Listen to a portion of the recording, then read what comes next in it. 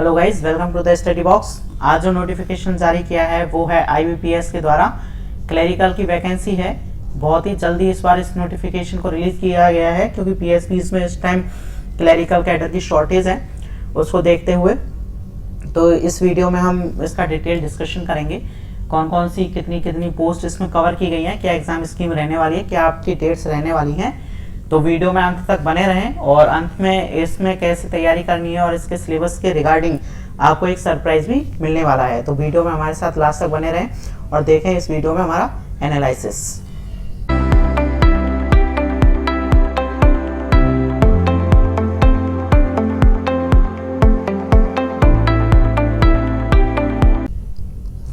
देखते हैं कौन कौन से बैंक इस रिक्रूटमेंट में पार्टिसिपेट कर रहे हैं। तो जो बैंक है वो है bank of Baroda, India, Maharashtra, Canara, central bank of India, Indian bank, Indian overseas bank, PNB, P&SB, UCO और यूनियन बैंक ऑफ इंडिया। जो डेट्स रहने वाली हैं इंपॉर्टेंट वो यहाँ पे दी गई हैं। इन डेट्स को आप याद रखें और नोट करें। जो ऑनलाइन एक्टिविटी आपकी रहने वाली है एडिट और मॉडिफिकेशन की एप्लीकेशन की 1 7 से 21 7, पेमेंट फीस का 1 7 से 21 7। आपका जो कॉल लेटर आएगा प्री एग्जाम ट्रेनिंग का वो है अगस्त 2022। जो प्री एग्जाम ट्रेनिंग आपकी होगी अगस्त 2022 में रहेगी। आपकी कॉल लेटर जो आएंगे आपके प्रीलिम्स के वो आएंगे अगस्त 2022 में। ऑनलाइन एग्जामिनेशन आपका रहेगा सितंबर 22 में। और आपका जो मेंस का एग्जाम होने वाला है, मेंस का एग्जाम रहेगा सितंबर और अक्टूबर 2022, यानी सितंबर लास्ट और अक्टूबर फर्स्ट वीक में आप मान के चलिए। और ऑनलाइन मेन एग्जामिनेशन का रिजल्ट आ जाएगा अक्टूबर 2022 में। और जैसा कि आपको पता है प्रोविजनल अलॉटमेंट हर बार अप्रैल में आता है। 1 अप्रैल को रिजल्ट आएगा IBPS PO, क्लर्क और SO का एक साथ। तो शेड्यूल इस बार वही रहने वाला है, सिर्फ एग्जामिनेशन आपके थोड़े जल्दी हो रहे हैं। तो ये एक अच्छी बात है। अगर आपकी प्रिपरेशन पूरी है तो आप इस एग्जाम के लिए जल्द से जल्द अप्लाई करें और प्रिपेयर करना चालू करें। अगर आपकी प्रिपरेशन है भी नहीं तो इस चैनल पे आपको पूरा कोर्स करवाया जाएगा, वो भी free of cost short tricks के जरिए। और ये भी एग्जाम स्ट्रेटेजी आपको बताई जाएगी कि इस एग्जाम को कैसे क्रैक करना है, और वो भी ऑलरेडी सिलेक्टेड कैंडिडेट्स ही आपको इस पे पढ़ाएंगे जो ऑलरेडी नेशनलाइज्ड बैंक्स में वर्क्स कर रहे हैं। तो अभी देख लेते हैं कि क्या एलिजिबिलिटी क्राइटेरिया रहने वाला है। तो आपके लिए यहाँ पे जो एलिजिबिलिटी क्राइटेरिया रहने वाला है वो आप देख लें, एजुकेशन क्वालिफिकेशन, नेशनलिटी और एज, ये 3 फैक्टर इंपॉर्टेंट होते हैं हमारे लिए। तो नेशनलिटी जो है वो इंडियन होनी चाहिए। उसके अलावा भी इसमें 5 पॉइंट्स हैं, तो ज़्यादातर वहाँ से कुछ है नहीं लेना देना। बेसिकली ये है इंडियन होनी चाहिए, जो कि सब है ही, तो इससे कोई लेना देना है नहीं। एज देख लेते हैं, एज फैक्टर एक इम्पोर्टेंट है। एज जो चाहिए आपको मिनिमम 20 और मैक्सिमम 28 ईयर्स, यानी कि a candidate must have been born not earlier than 2/7/1994 and not later than 1/7/2002। तो ये दोनों डेट भी इसमें इंक्लूसिव हैं। तो अगर आप इन ब्रैकेट में आपका बर्थ है तो आप इसके लिए अप्लाई कर सकते हैं। बेसिकली 20 to 28 ईयर्स आपकी एज होनी चाहिए। रिलैक्सेशन रहता है रिजर्व कैटेगरीज के हिसाब से। SC ST से बिलोंग करते हैं 5 ईयर्स का, OBC से करते हैं 3 ईयर्स का, और PWD है तो 10 ईयर्स का। इसके साथ ही एक सर्विसमैन है और उसमें भी अगर आप बिलोंग करते हैं तो आपका सर्विस पीरियड प्लस 3 ईयर्स का इसमें कंसेशन रहेगा। और ये बहुत ही अच्छी वैकेंसी होती है एक्स सर्विसमैन के लिए भी, क्योंकि आपको एक सिटिंग जॉब मिलती है, फैमिली के पास टाइम रहने के लिए आपको मिलता है, क्योंकि क्लरिकल के फिक्स आवर्स होते हैं और पोस्टिंग भी आपको घर के पास मिलती है अगर आप सेम सर्कल से अप्लाई करते हैं तो। एजुकेशन क्वालिफिकेशन देख लेते हैं। एजुकेशन क्वालिफिकेशन की जो डेट है वो 21/7/2022 तक है। तो यहाँ पे जो भी एजुकेशन क्वालिफिकेशन हम डिस्कस करेंगे तो उसका रिजल्ट आपका 21/7/2022 से पहले आ जाना चाहिए। आपके पास डिग्री होनी चाहिए ग्रेजुएशन की, किसी भी डिसिप्लिन में, किसी भी यूनिवर्सिटी से आप इसके लिए एलिजिबल माने जाएंगे। The candidate must possess valid marksheet degree certificate that he is graduate on the day he is registered and indicating the percentage of the marks obtained in the graduation while registering। तो आप जिस दिन register कर रहे हैं उस registration date या उससे पहले आपका रिजल्ट आ जाना चाहिए। और उसमें आप एंटर करते टाइम ये ध्यान रखें कि आपके जो मार्क्स हैं, जो परसेंटेज है वो क्लियरली इंडिकेट इसमें होनी चाहिए। अब देख लेते हैं आगे जो हमारे लिए काम की चीज़ इस नोटिफिकेशन में रहने वाली है। तो इस नोटिफिकेशन में जो अगली हमारे लिए काम की चीज़ है वो है ऑनलाइन एग्जामिनेशन। क्या पैटर्न रहने वाला है वो इसमें डिस्कस हम कर लेते हैं।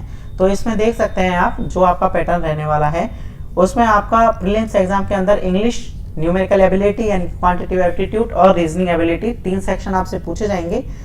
जो नंबर ऑफ क्वेश्चन रहेंगे वो रहेंगे 30, 35, 35, टोटल 100 क्वेश्चन आपके रहेंगे 100 मार्क्स के रहेंगे, यानी कि 1 नंबर का एक क्वेश्चन। सेक्शनल इसमें टाइमिंग होती है, 20 मिनट्स मिलेंगे इंग्लिश के, 20 मिनट्स आपको मिलेंगे रीजनिंग के, 20 मिनट्स ये आपको मिलेंगे क्वांट के। टोटल 60 मिनट यानी कि 1 घंटे का पेपर, 100 क्वेश्चन आपको अटेम्प्ट करने रहेंगे।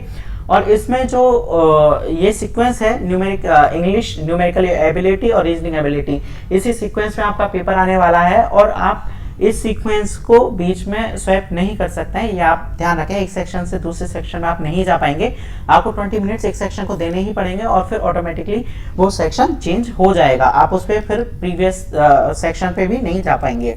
जो मेंस का सिलेबस रहता है वो रहता है आपका जीए, जो कवर करती है जनरल और financial awareness, general English, reasoning और क्वांटिटेटिव एप्टीट्यूड। यहाँ पे आपका एक पॉइंट है कंप्यूटर एप्टीट्यूड, तो इस कंप्यूटर एप्टीट्यूड को आप कंप्यूटर नॉलेज ना समझें। इस कंप्यूटर एप्टीट्यूड के अंदर रीजनिंग के कुछ पार्ट आते हैं, जिसमें एक मेन पार्ट जो है वो है कोडिंग इनपुट आउटपुट, तो उसका आप ध्यान रखें। Number of question 50 40 50 50, total number of question जो आपके रहने वाले हैं वो है 190 और टोटल मार्क्स आपके जो रहने वाले हैं 200 रहने वाले हैं।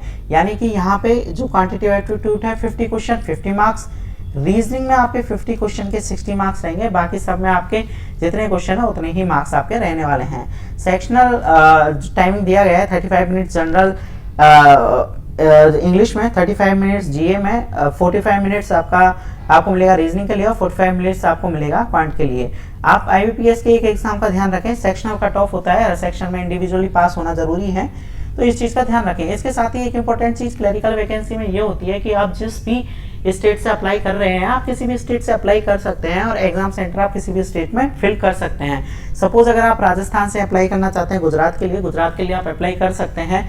आपके जो प्रीलिम्स और मेंस एग्जाम जो आप रहेंगे वो आप राजस्थान में सेंटर लेके भी दे सकते हैं, गुजरात के लिए भी, लेकिन at the time of document verification आपका एक एलपीटी होता है जो कि होता है लोकल प्रोफिशिएंसी टेस्ट, तो उस स्टेट की आपको लोकल लैंग्वेज जानना जरूरी है।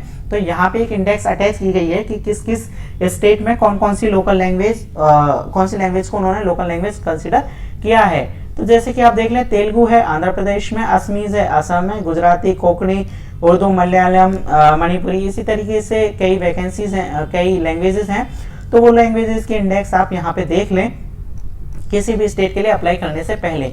अब इम्पोर्टेंट ये है कि किस स्टेट में कितनी वैकेंसी रहेंगी, वो भी इम्पोर्टेंट है ये डिसाइड करने के लिए कि आपको कौन सी स्टेट से अप्लाई करना है, ताकि इस बार आपका सिलेक्शन इंश्योर हो सके।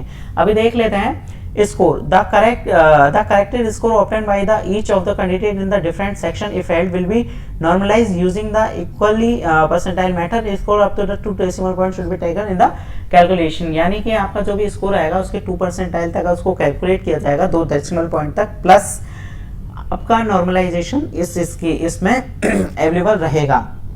अब जो मार्क्स आपके रहेंगे सिर्फ मेंस एग्जामिनेशन के आपके मार्क्स कंसीडर किए जाएंगे आपके मेरिट के लिए। तो इसमें वही है, marks obtained in the online main examination only will be considered for final merit list, यानी सिर्फ मेंस के मार्क्स ही आपके ऑनलाइन कंसीडर किए जाएंगे। बाकी जो आपका प्रीलिम्स एग्जाम रहने वाला है क्वालिफाइंग नेचर का रहेगा, तो उस पर सिर्फ आपको क्वालिफाई करना है, मेंस एग्जाम पे आपका जोर होना चाहिए ताकि आप अपना सिलेक्शन इंश्योर कर पाएं। प्रोविजनल अलॉटमेंट जो कि है अप्रैल में आपको मिलेगा, जो आप चॉइस भरेंगे बैंक्स की, उन चॉइस के हिसाब से और उस स्टेट के हिसाब से मेरिट लिस्ट आपकी बनेगी। आपकी जो चॉइस होगी उस हिसाब से आपको बैंक दिया जाएगा। अगर आपकी चॉइस में जो बैंक ऊपर है वो बैंक आपको पहले मिलेगा, अगर आपकी मेरिट अच्छी है तो। देख लेते हैं कितनी कितनी वैकेंसी है, बड़े बड़े स्टेट्स इसमें डिस्कस कर लेते हैं ताकि आपको ये वीडियो ज़्यादा लंबी ना हो और आपको भी हेल्प मिले। तो बिहार पहला बड़ा स्टेट है, डिस्कस कर लेते हैं। Total number of vacancy 281, 136 general की है, बाकी कैटेगरी वाइज बाइफ्रैक्शन ये है। बैंक ऑफ बड़ौदा ने रिपोर्ट नहीं किया है, bank of Maharashtra, Indian bank और इंडियन ओवरसीज बैंक ने अभी तक वैकेंसी रिपोर्ट नहीं की है। एनआर का मतलब है नॉट रिपोर्टेड, और जब ये रिपोर्ट करेंगे तो ये वैकेंसी का ग्राफ ऊपर जाएगा, आप ये चीज ध्यान रखें। अब है अगला आपका चंडीगढ़। चंडीगढ़ के अंदर आप देख लें, bank of Baroda, Maharashtra, Indian bank, Indian overseas bank ने यहाँ भी रिपोर्ट नहीं किया है। टोटल नंबर ऑफ वैकेंसी है 12। सबसे ज्यादा वैकेंसी जो रिलीज की गई है 5, वो रिलीज की है पंजाब एंड सिंध बैंक के द्वारा। जो बड़े बड़े स्टेट हैं हम सिर्फ इस वीडियो में वही कवर करेंगे ताकि आपको आइडिया रहे कि कहाँ आपको अप्लाई करना है। दिल्ली के अंदर bank of Baroda, Maharashtra, Indian bank और इंडियन ओवरसीज बैंक ने रिपोर्ट नहीं किया है। टोटल नंबर ऑफ वैकेंसी 295, 119 है जनरल के लिए सबसे ज़्यादा जो वैकेंसी है, इसमें सबसे ज़्यादा वैकेंसी है आपकी 85 वैकेंसी, जो कि है आपकी यूनियन बैंक ऑफ इंडिया के द्वारा। इसके बाद 60 vacancy Punjab and national bank में।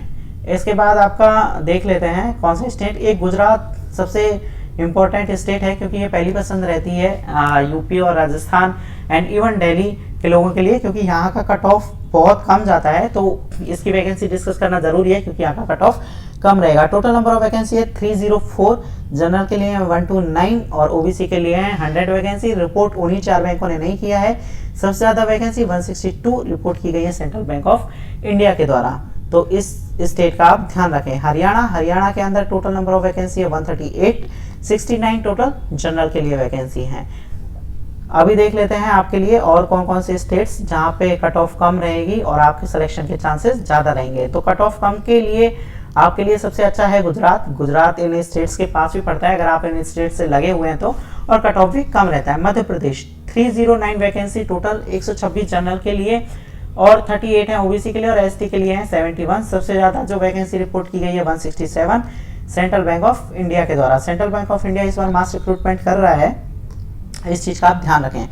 महाराष्ट्र इंडिया का ऐसा स्टेट जहां पे सबसे ज्यादा बैंक्स हैं, तो सबसे ज्यादा वैकेंसी भी वही होंगी। 775 टोटल वैकेंसी, 334 जनरल के लिए, 215 ओबीसी के लिए। सबसे ज्यादा वैकेंसी जो रिपोर्ट की गई है वो है 345 आ गए in central bank of India.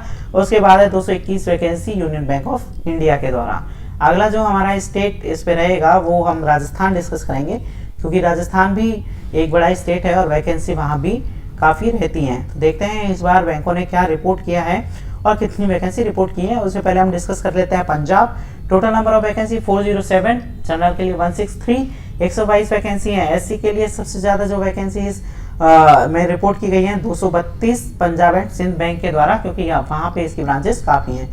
Rajasthan में इस बार वैकेंसियों का लगता है कि जैसे अकाल पड़ गया है, बैंक रिक्रूट ही नहीं करना चाहते हैं। टोटल 129 वैकेंसी है, क्योंकि आप जानते हैं सारे सरकारी सर्विस की तरफ ही भागते हैं। अदर स्टेट्स में जो भी गए हुए होते हैं वो रिक्वेस्ट ट्रांसफर से वापस पहुंच चुके होते हैं, इस वजह से इस बार राजस्थान में वैकेंसी कम है। टोटल 129 वैकेंसी है, 63 वैकेंसी है जनरल के अंदर। जो सबसे ज्यादा वैकेंसी रिपोर्ट की गई है 57 against central bank of India के द्वारा।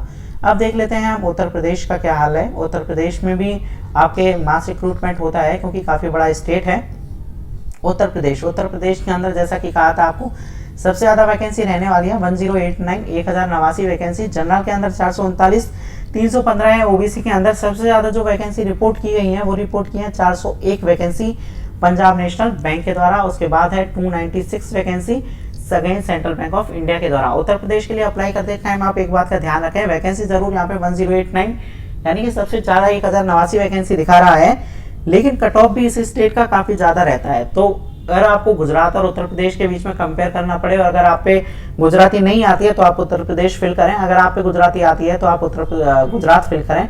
यकीन मानिए इसमें आपका सिलेक्शन जल्दी से होगा। तो ये नोटिफिकेशन था, जारी किया गया था IBPS क्लरिकल के द्वारा। अब हम आपको बता देते हैं कि जल्द ही इस चैनल पे आपको प्रोवाइड किया जाएगा इसकी शॉर्ट ट्रिक्स एग्जाम स्ट्रेटेजी, कौन सी क्वेश्चन आपको अटेम्प्ट करने हैं, किस तरीके से अटेम्प्ट करने हैं, क्या शॉर्टेस्ट ट्रिक होती है, क्या पेपर पैटर्न होता है। तो इससे अपडेटेड रहने के लिए आप चैनल को सब्सक्राइब करें, वीडियो को लाइक करें, ताकि इस बार आपका सिलेक्शन इंश्योर हो सके।